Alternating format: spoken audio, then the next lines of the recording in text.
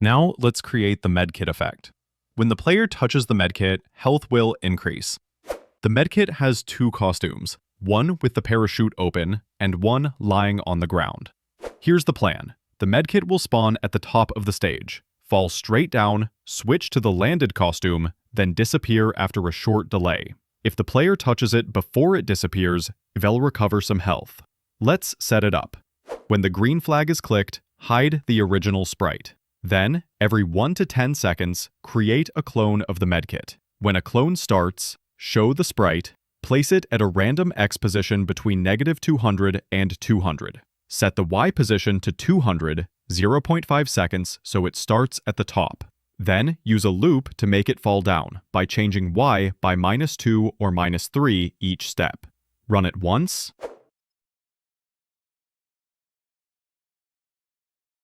Looks good. The medkit now falls naturally.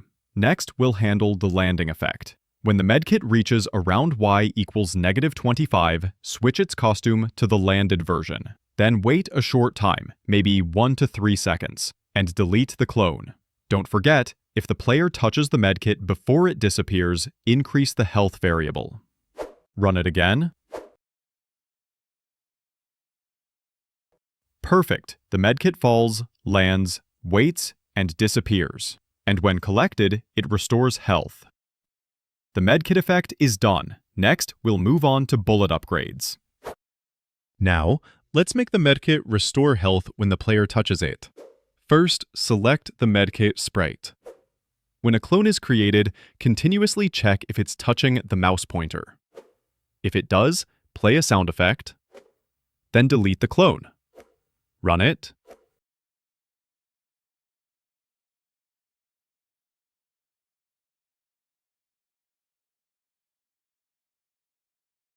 Perfect! The medkit disappears when the mouse touches it. Next, let's make it increase the player's health. Before deleting the clone, broadcast a message. Let's call it heal. Now, in the health bar sprite, when it receives the heal message, increase the X coordinate of the health bar by a set value, for example, +10. But we need a check.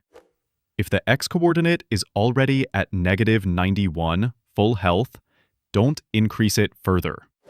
This ensures the player's health cannot exceed the maximum.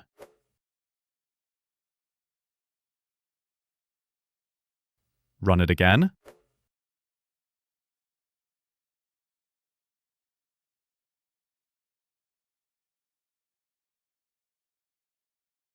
When at full health, touching the medkit does nothing.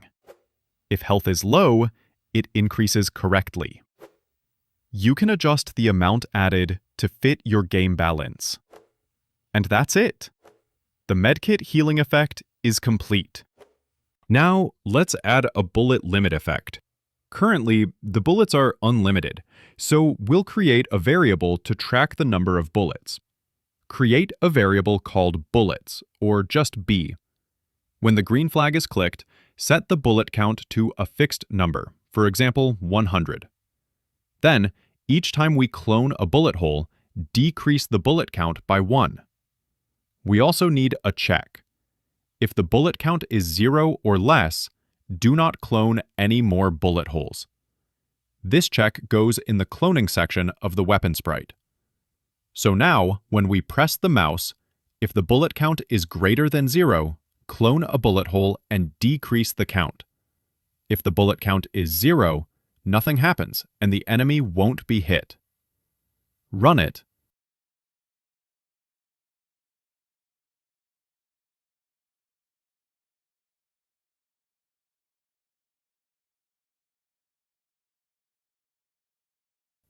When we click the mouse, the bullet count decreases in the corner. Once it reaches 0, clicking the mouse no longer fires bullets. The bullet limit effect is now complete. Now let's add the bullet pickup effect. When bullets fall on the stage, clicking them will increase the bullet count. First, maximize the bullet count variable and place it near the bullet icon. We'll use the same logic as the health kit. Copy the health kit module to the bullet pickup sprite, adjust the position, and tweak some parameters. For example, we can make the bullet drop faster, and increase the spawn interval to something like 5 to 20 seconds. The other logic remains the same. Make sure the sprite switches between costume 1 and 2 during the drop. Click the green flag to test.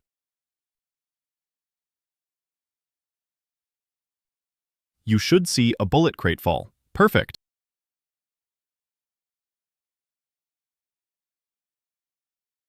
Next, when the player clicks on the bullet crate, broadcast a message called 2. When the bullet sprite receives this broadcast, increase the bullet count by a set amount, for example, 30. This allows the bullets to accumulate, even exceeding the initial 100 if needed.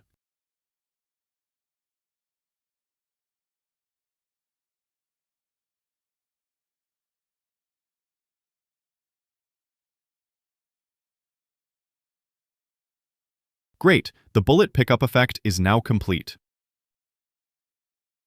Now, let's track the number of enemies defeated. Select the enemy sprite. We can remove unnecessary show hide commands and ensure the sprite is visible. Set the initial costume to the fallen pose and position it near the bottom right corner. Create a variable called enemies defeated. When an enemy is hit by a bullet, increase this variable by 1. Display the variable near the enemy icon so players can track kills. Click the green flag to test.